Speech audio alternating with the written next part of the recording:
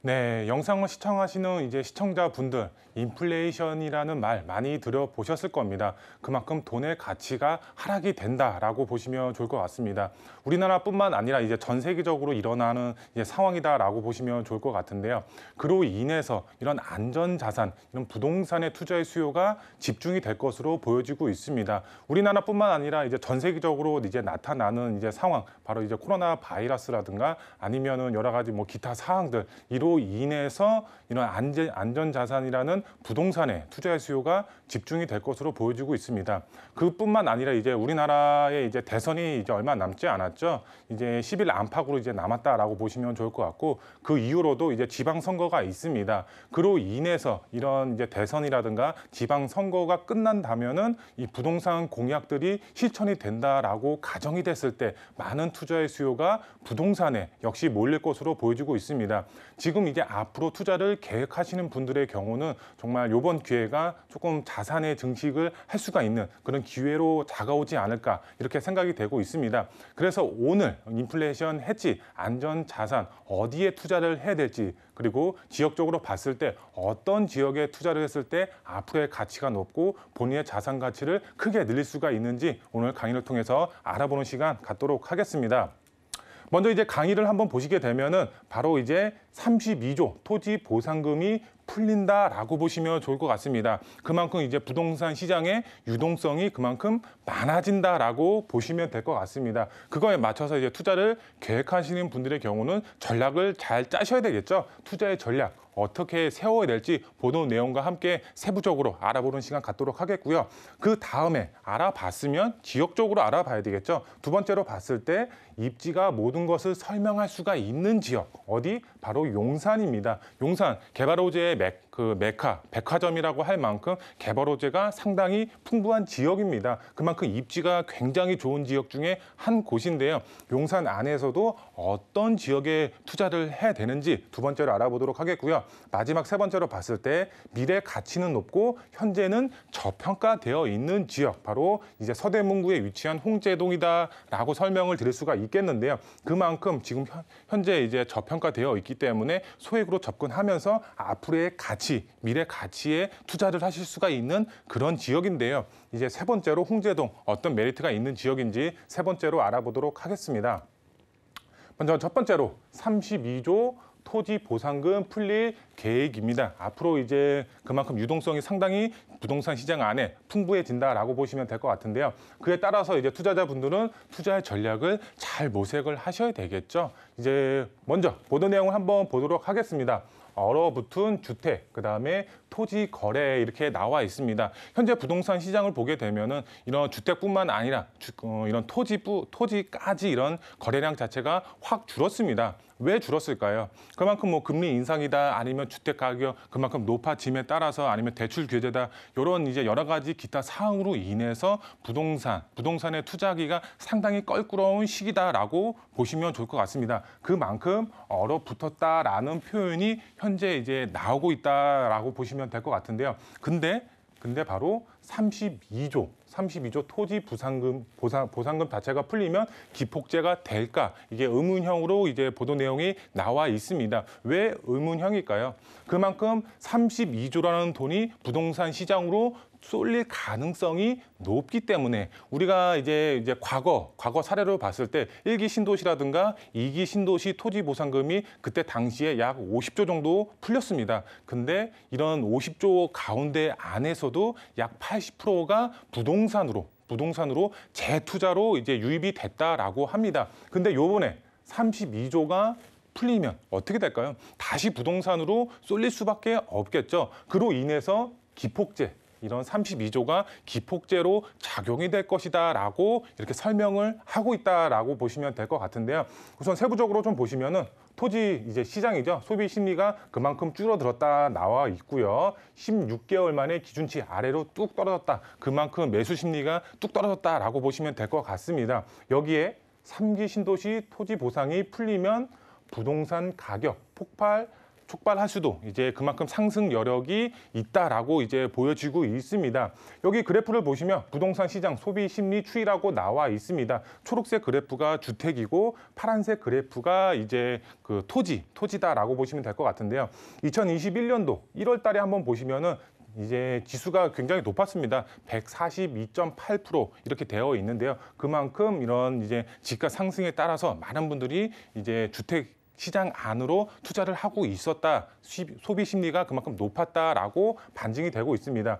이렇게 보시면은 이제 내려가기도 하고 올라가기도 하고 다시 요 근래에 바로 내려가는 추세다 이렇게 나와 있습니다. 토지 같은 경우는 거의 보합세다라고 보시면 좋을 것 같은데요. 근데 주택의 경우는 그만큼 하락, 거래량 자체가 그만큼 줄어들었다라고 보시면 좋을 것 같습니다. 그런데 이렇게 주택 거래량 자체가 줄어들었지만 토지 보상이 32조가 풀리면은 다시 거래량 자체가 올라갈 수도 있다 이렇게 보여지고 있습니다. 내용 보시면 부동산 소비 심리가 빙하기에 돌입했다는 평가 속에 3기 신도시 등 32조 규모의 토지 보상금이 올해 부동산 시장의 이제 주요 변수가 될 전망이다 이렇게 나와 있습니다. 그만큼 이제 부동산 시장 안으로 유동성이 굉장히 풍부해지죠. 풍부해지는 만큼 다시 부동산으로 이런 금액 자체가 쏠린다면 이제 부동산 지가 자체가 상승이 될 수밖에 없겠죠. 세부적으로 좀 알아보겠습니다.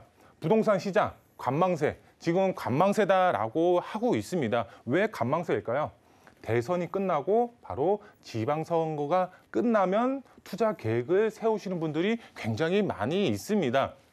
대선 대부분 이제 공약 자체가 부동산에 맞춰져 있습니다. 대규모 이제 공급 계획이라든가 아니면 세금적으로 완화 계획을 세우고 있습니다. 그거에 맞춰서 이제 투자자분들은 이런 부동산 공약이 실천이 될 수가 있는 그런 시기에 이런 투자를 하고 있다. 그래서 관망세를 유지를 하고 있다라고 보시면 될 것 같고요. 지방선거도 이제 마찬가지죠. 6월 달에 이제 지방선거가 끝나면 대규모 투자자들이 유입이 될 가능성이 높다. 거기에 플러스해서 토지 보상금까지 풀리면 이제 부동산 시장, 이제 서울뿐만 아니라 전국적으로 봤을 때 지가가 우상향이 될 수가 있는 조건이 마련이 된다라고 보시면 될 것 같은데요. 그래서 이제 막대한 토지 보상금이 시장 안으로 풀리면 어떻게 될까요? 바로 안전자산이 부동산에 몰릴 수밖에 없습니다.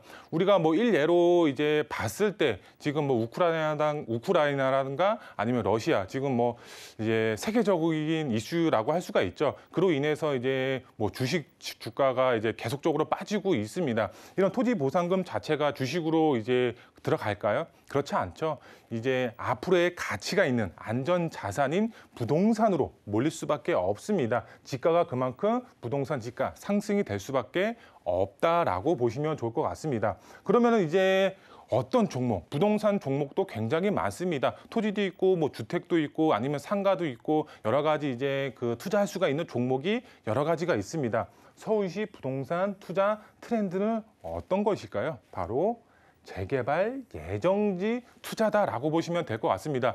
지금 이제 주택에 투자를 해야 됩니다. 주택에 투자를 해야 되는데 아파트, 우리나라 이제 대표 주택하면 아파트가 먼저 떠오르죠. 근데 지금 아파트로 이제 먼저 진입하기는 상당히 어렵습니다. 대출 규제라든가 금리 인상 아니면은 이제 지가 자체가 너무 높기 때문에 바로 아파트로 진입하기에는 굉장히 어렵습니다. 그렇기 때문에 우리는 재개발 예정지 소액으로 접근을 하셔야 됩니다. 그리고 이제 뭐 이제 대선 공약들 자체가 대규모 공급 계획에 맞춰져 있죠. 재개발 활성화 정책이 앞으로도 계속적으로 펼쳐질 수밖에 없는 그런 상황이다라고 보시면 좋을 것 같습니다. 그렇기 때문에 앞으로의 투자 계획을 세우시는 분들의 경우는 시장 상황에 맞게 선점하셔서 투자의 전략을 세우셔야 된다라고 말씀을 드릴 수가 있겠습니다. 대선 공약 끝나고 실천이 이루어지면 많은 투자의 수요가 집중이 될 수밖에 없겠죠. 토지 보상금도 풀리면 다시 부동산으로 쏠릴 수밖에 없습니다. 제가 누누이 말씀을 드리지만 선점입니다.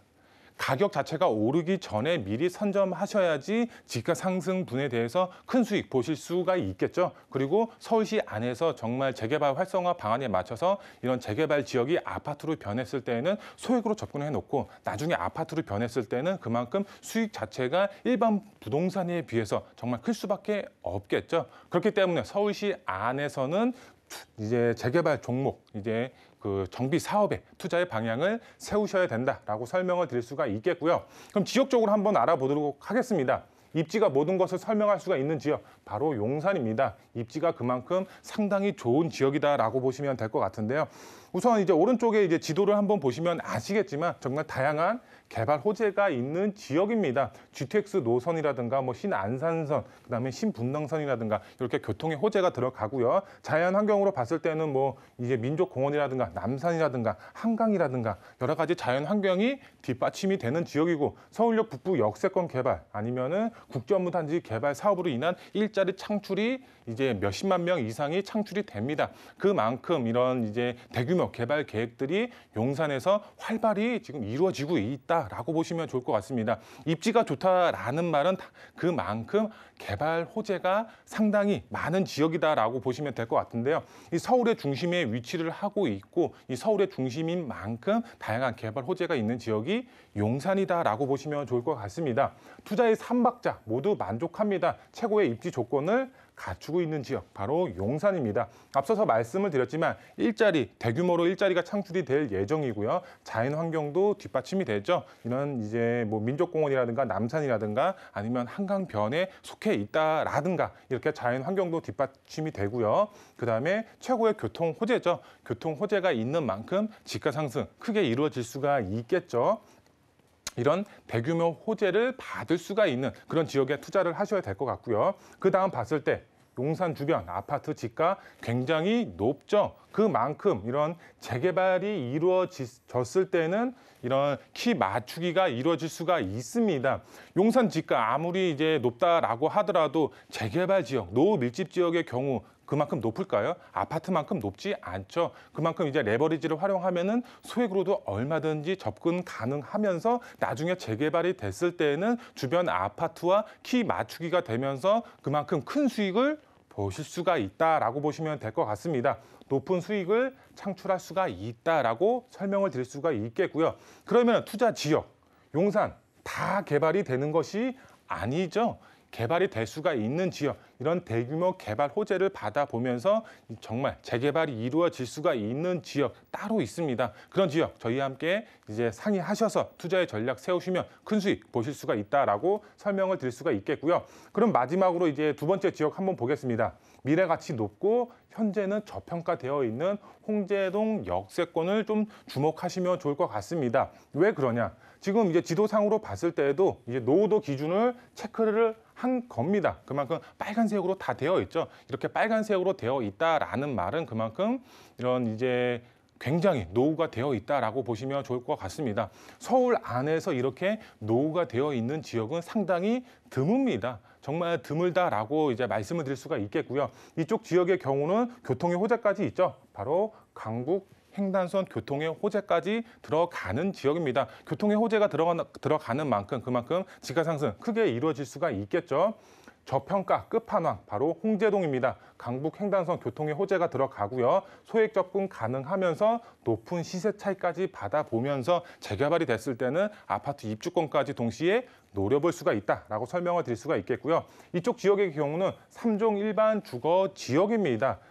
재개발 종상향되면 그만큼 사업성이 높아질 수밖에 없다라고 설명을 드릴 수가 있겠고요. 그 다음에 홍제동, 시간상의 문제일 뿐입니다. 그만큼 개발 가능성 굉장히 높고 3종 일반 주거 지역으로서 앞으로의 가치도 상당히 높고 교통의 호재까지 들어가는 지역이기 때문에 그만큼 지가 상승도 크게 노려볼 수가 있는 저평가 끝판왕 지역이다라고 설명을 드릴 수가 있겠고요.